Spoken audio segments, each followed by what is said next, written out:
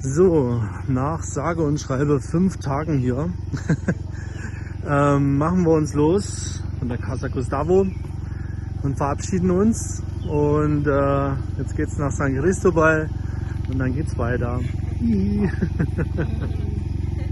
On the road with a motorbike, hanging around between the mountains, coast to coast, you know how to drive. Dragonflies around the sunset, can you believe we're together? We're celebrating September. What do you mean it's forever? Wir verlassen Tovar schweren Herzens, verabschieden uns von unserer Gastfamilie und fahren durch den Andenausläufer auf der Hauptstrecke kurvenreich, aber mit viel Regen über La Grita zurück nach San Cristobal. Durch die Berge geht es auf knapp über 2000 Meter weiter in Richtung San Cristobal. Wunderschöne Bergstrecken, wunderschöne Kurvenstrecken. Allerdings muss man ganz schön aufpassen, denn die Straßen, die haben einiges hinter sich, teilweise richtig große Löcher, wo wir drumherum fahren müssen, damit wir uns unsere Felgen nicht kaputt machen. Teilweise müssen wir auch durchfahren. Durch den Regen, den wir haben, natürlich viele Wasserdurchfahrten. Das Wasser aus den Bergen kommt runter und teilweise fahren wir wirklich im richtig strömenden Regen. Und Gott sei Dank, unsere Stadlerklamotte, die hält den Regen zurück, und so sind es nur die Hände und ein bisschen der Helm, der nass wird. Unterwegs hatten wir dann folgendes Malheur, und zwar hat es an einer Stelle die Straße komplett weggerissen. Wir haben dann geschaut, ob wir hier irgendwie drüber kommen, aber nein, da führt kein Weg lang. Da drüben sieht man noch ein bisschen die Straße und der Rest ist komplett weggespült. Und ja, aber damit muss man rechnen, wenn man in den Anden unterwegs ist. Wir haben dann von Einheimischen mitgekriegt, dass es weiter oben, ungefähr 500 Meter weiter flussaufwärts, eine Möglichkeit gibt, rüber zu fahren. Das haben wir natürlich dann auch in Anspruch genommen. Lisa schaut hier auch nochmal ganz skeptisch und sagt, nee, da kriegen wir unsere Motorräder nicht drüber. Und so gehen wir wieder zurück und suchen uns eben einen anderen Weg.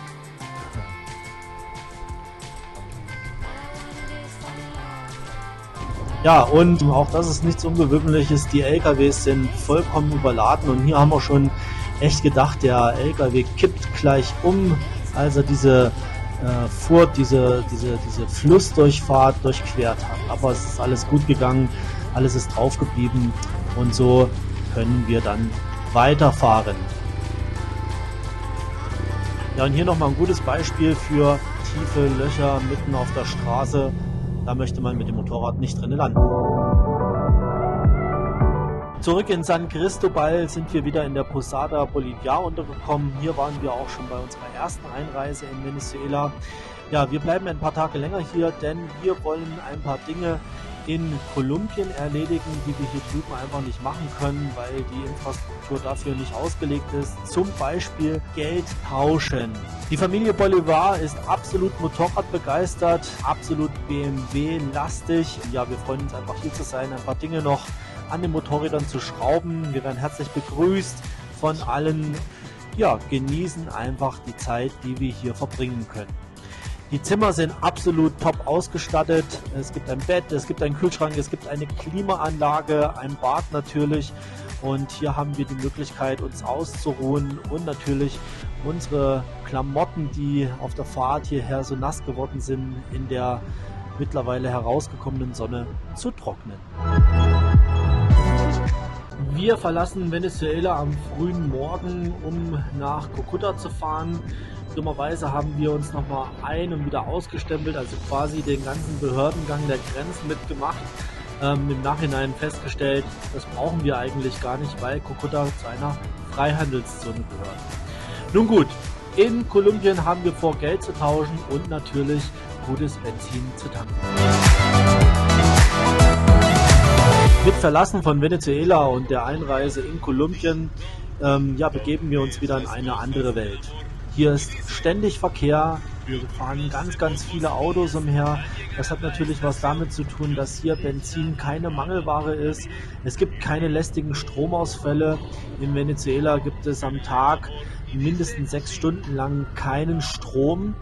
Ja, und hier kann man gewisse Dinge erledigen, die man einfach in Venezuela nicht machen kann, wie zum Beispiel Geld tauschen, Dollars holen, ja, und das ein oder andere einkaufen, was es einfach in Venezuela nicht gibt. Que si no puede faltar. No. ¿Qué sé yo? Para charlar, ¿no?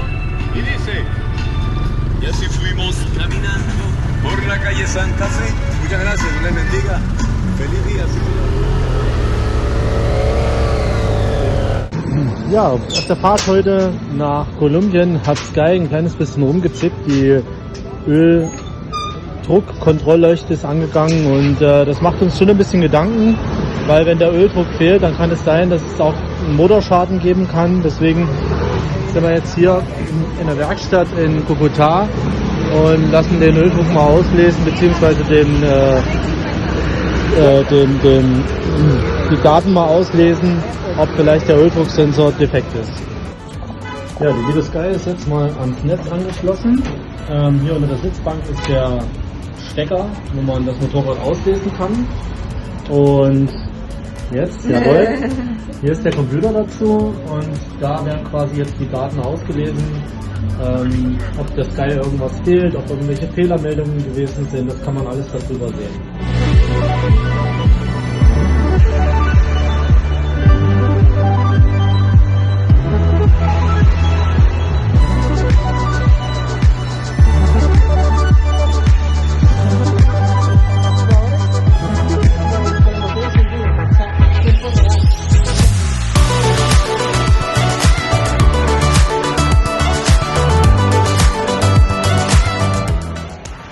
Es sind 2 Herren an meiner Sky beschäftigt und gucken, dass sie wieder in die Gänge kommen. Denn so richtig, wahrscheinlich ist es der Ventilator vom, was ist das? Ein Ventilator? Lüfter. Der will nicht so richtig. Mal gucken, jetzt bauen sie gerade auseinander hier. Sind sie zu zweit dran an meiner Maus hier. So, jetzt hocken sie vor meiner kleinen Sky.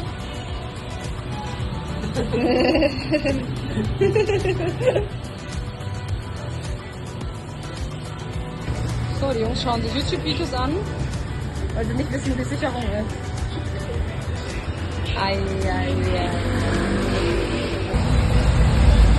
Ja, Sky wird jetzt von 3 Männern verwöhnt. Das scheint ihr gut zu gefallen.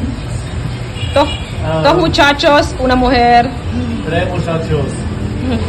Sí, 3 muchachos, una mujer. Ah, sí. Genau. Wir haben wahrscheinlich den Fehler gefunden, der Lüfter ging nicht. Und das hat dazu geführt, dass das Öl zu heiß geworden ist. Das hat wiederum dazu geführt, dass der Motorleuchter ausgelöst hat und dann eben das System in Error gegangen ist. Er hat jetzt alles ausgelesen, hat auch festgestellt, dass eben der Lüfter nicht ging. Wir haben dann probiert, den Lüfter wieder gangbar zu machen. Das hat Gott sei Dank geklappt, so dass wir quasi keinen neuen Lüfter brauchen. Eine Sicherung hat der Lüfter nicht mehr. Das läuft alles über das Canbus-System. Das heißt nicht wie früher, dass man Sicherung rausmacht und neue reinmacht, leider nicht. Aber voila, es scheint zu funktionieren. Jetzt hoffen wir einfach, dass die Temperatur gleich bleibt und der Öldruckschalter nicht mehr auslöst und wir weiterfahren können. Muchas gracias.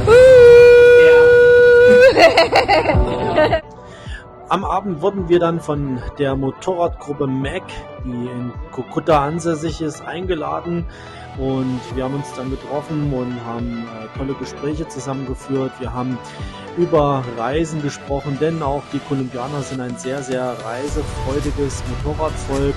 Danach ging es dann noch auf eine kleine nächtliche Ausfahrt. Wir haben uns dann noch ein Restaurant besucht und haben noch alle miteinander gegessen, hatten einen wunderbaren Abend mit Freunden und natürlich mit Gleichgesinnten. Vielen Dank nochmal nach Cúcuta, Kolumbien.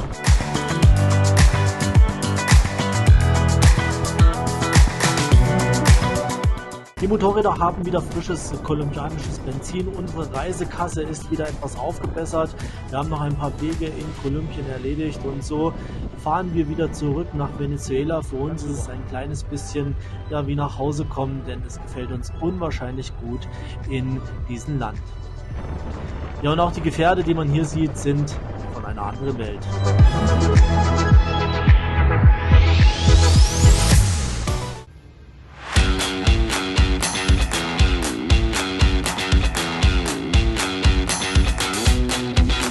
Zurück in San Cristobal hatten wir noch einiges zu tun. Bei Lisas Motorrad mussten zum Beispiel die Reifen gewechselt werden. Der vordere Reifen hatte mehr als 38.000 Kilometer auf der Uhr, der hintere Reifen um die 27.000 Kilometer. Ja, und dann war da noch Lisas Lager vom Kettenträger. Auch das musste getauscht werden, denn es hatte deutliche Rastpunkte und zum Glück hatten wir alle Werkzeuge und Ersatzteile dabei, so dass wir die Reparatur selbstständig durchführen konnten.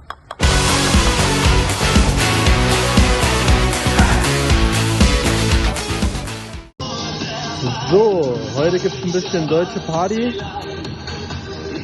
Wir bereiten gerade alles vor zu unseren Einjährigen auf Reise sein. Der Grill ist angemacht und wir schauen mal.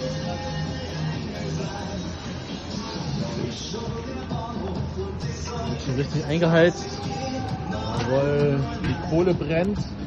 Ich habe ein paar Rostbräte eingelegt. Ja, ein bisschen Bauchfleisch, schönes. Ein bisschen Geflügel.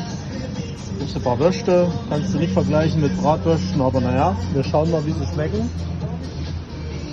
Und gucken wir mal, wie lange wir heute tagen werden.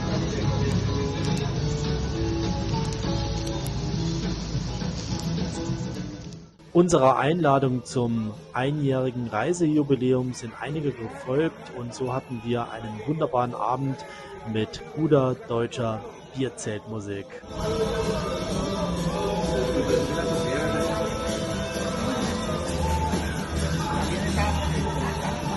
Okay. So wie zu Hause.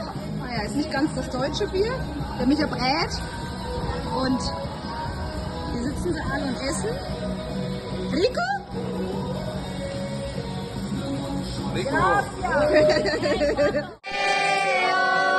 Lleno de luz este día, todo lleno de alegría, en esta fecha natal, y que esta luna plateada brille de luz para ti, porque pase un cumpleaños feliz. Extra für uns wurde sogar ein Kuchen gebacken und mit Kerzen dekoriert. Und ja, uns ist auch die ein oder andere Träne runtergelaufen, denn so viel Herzlichkeit, so viel Freundlichkeit, das ist einfach wunderbar. Cumpleaños feliz.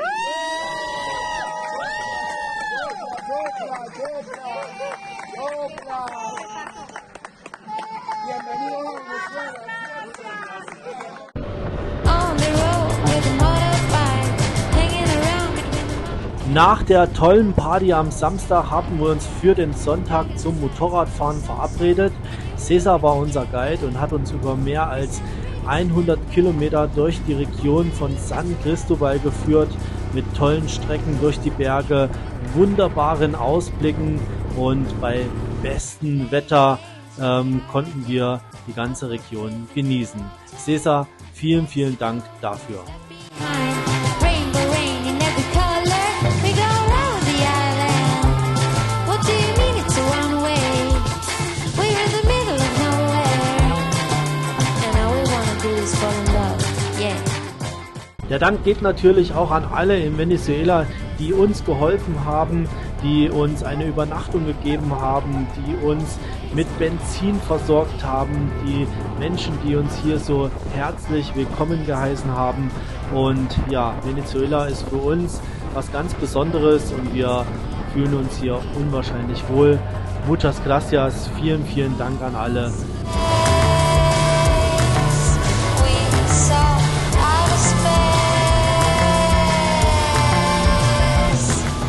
Ja, wir sind heute schon den ganzen Tag, den ganzen Sonntag mit einer kleinen Motorradgruppe unterwegs. Wir sind jetzt in San Pedro, einen wunderschönen Ort hier in Venezuela, in der Nähe von San Cristobal. Und hier hinter uns sind wir schon wieder auf gleich.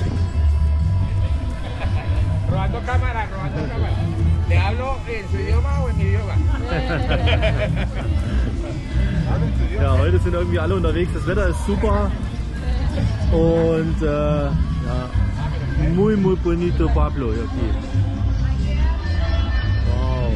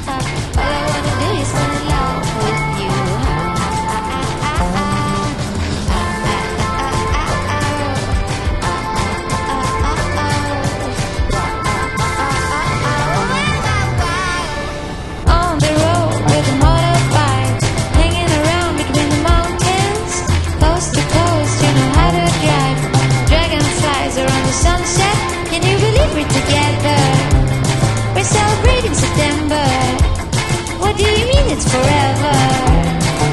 Forever is a time to be with you. Playing games, show me how you jump off a cliff. Ja, liebe Weltenbummler, das war wieder unser Rückblick in die Woche hier in Venezuela.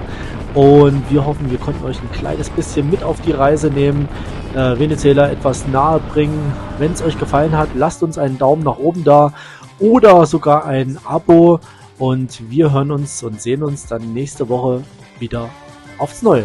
Bis dann, eure Milli Weltenbummler.